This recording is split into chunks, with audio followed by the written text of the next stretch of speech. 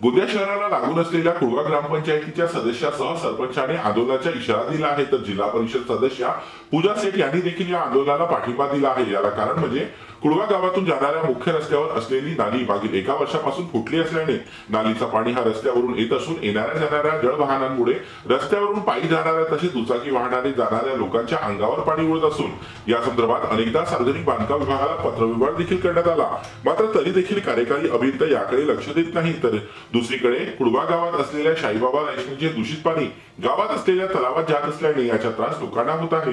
तर गावात शेजारी असलेल्या ग्रामपंचायतच्या जमिनीवर एका लेआउट मालकाने शासकीय जमिनीवर कब्जा केला। या संदर्भात अधिकाऱ्यांना अनेकदा पत्रव्यवहार झाला, मात्र अधिकारी याकडे लक्ष देत नसल्याने शेवटी पत्र परिषद घेत कुळवा ग्रामपंचायतीने आंदोलनाचा इशारा दिला आहे। आमच्या ज्या कुडव्या ग्रामपंचायत समस्या तर एक नालीची समस्या बीएनसीच्या मार्फत जी दिलेली आहे आणि एक जमीन अतिक्रमण करून घेतल्या, त्याच्यानंतर ते अतिक्रमणच्या जमिनी ते लोक विकण्याचं सुद्धा काम करत आहे।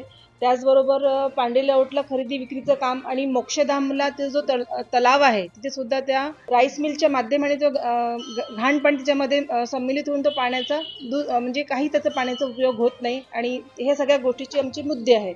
आणि हे मुद्दे काही म्हणजे अत्यंत महत्त्वाचे आणि गरजू आहे। पाणीसारखं वस्तू अशी आहेत की ती आपल्याला आजकाल कुठे भेटत नाही आणि बरोबर गोड पाणी म्हटलं तर नाळाची टंचाई इतकं मोठ्या ग्रामपंचायतीला पुरवणं कुठे ना कुठे कमी पडते।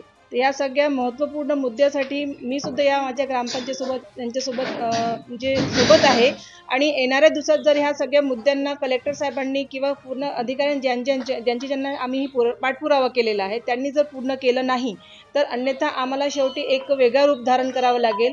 आणि यापूर्वी सुद्धा आम्ही राज्यमार्ग थांबवून आपल्या त्या रोडचं काम पूर्ण करवलं। त्याचप्रमाणे आमची पूर्ण कुडवा ग्रामपंचायत सदस्य आणि आमचे सगळे कार्यकर्ते सगळे एकत्र येऊन आम्ही परत पुन्हा एकदा मोठा उद्रेक करण्याचं काम करू। कुठल्या महत्त्वाच्या आपल्या मागण्या होत्या पत्रकार महत्त्वाच्या ज्या ग्रामपंचायतच्या माध्यमातून जी तक्रार नोंदवण्यात आली आहे त्याच्यात सर्वच माझे जे मुद्दे आहेत आमचे 4 ते अतिमहत्त्वाचे आहेत ना, ज्याच्यात हा 1 नंबरमध्ये जो दिलेला मुद्दा आहे कार्यकारी अभियंता सार्वजनिक बांधकाम विभाग 1 यांना जो पत्र आम्ही व्यवहार केलेला आहे तो आमच्यासाठी आणि ह्या परिसरातील जे राहणारे नागरिक आहेत त्यांच्यासाठी अति महत्त्वाचा आहे।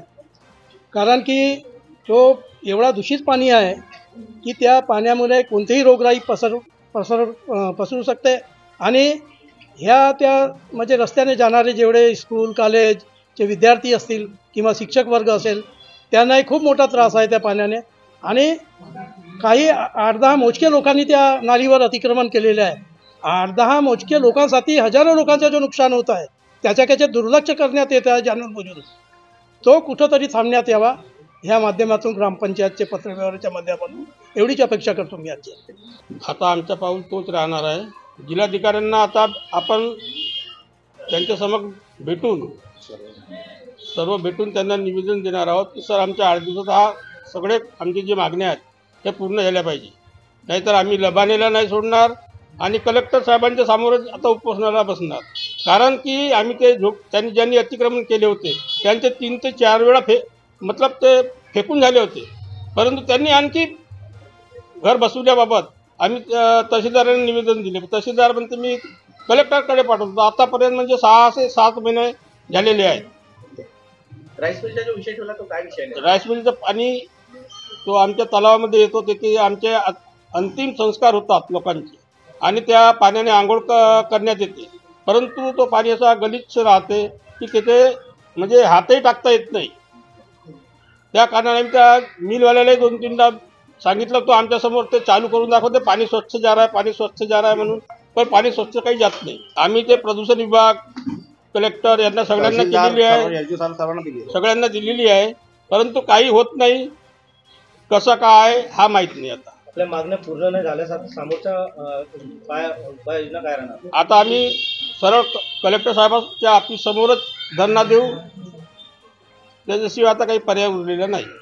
त्यामुळे ही बातमी प्रकाशित झाल्यावर येत्या 8 दिवसात अधिकाऱ्यांना जाग न आल्यास कुळवा गावात असलेल्या समस्या न सोडवल्या जिल्हाधिकारी कार्यालयासमोरच सर्व सदस्य आणि सरपंच, जिल्हा परिषद सदस्य आंदोलन करतील असा इशारा पत्रकार परिषदेच्या माध्यमातून कुळवा ग्रामपंचायतीने दिला आहे।